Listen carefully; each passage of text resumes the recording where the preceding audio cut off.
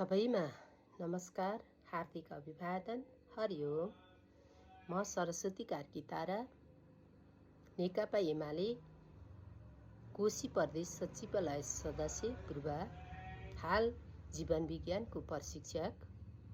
मेरो प्यारो जेन्जी भाइ बहिनीहरू, तपाईँ लगायत सम्पूर्ण नेपाली दाजुभाइ दिदीबहिनीहरूलाई मेरो हार्दिक अनुरोध।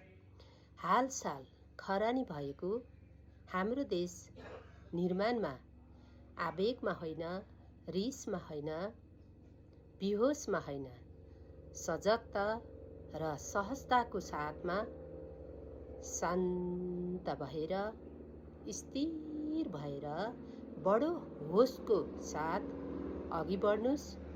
म जस्तो चेतनशील नागरिक तथा म जस्ता लाखौं आमाहरूको साथ समर्थन रहनेछ।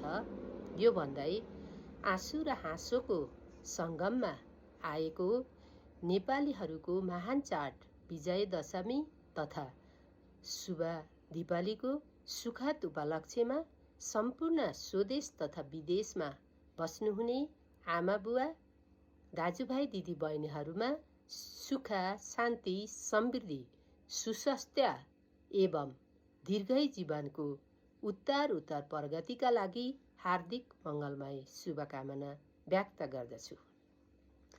यसको साथमा हाम्रो देश नेपाल मात्र नभएर विश्व नै एकदम ध्यानमय बनोस्, शान्त बनोस्, स्थिर बनोस्, विश्वभरिका मनुष्यहरू शान्त र स्थिर रहन सकुन्। यो थप शुभकामना यहाँहरूलाई व्यक्त गर्दै हवस् त, धन्यवाद।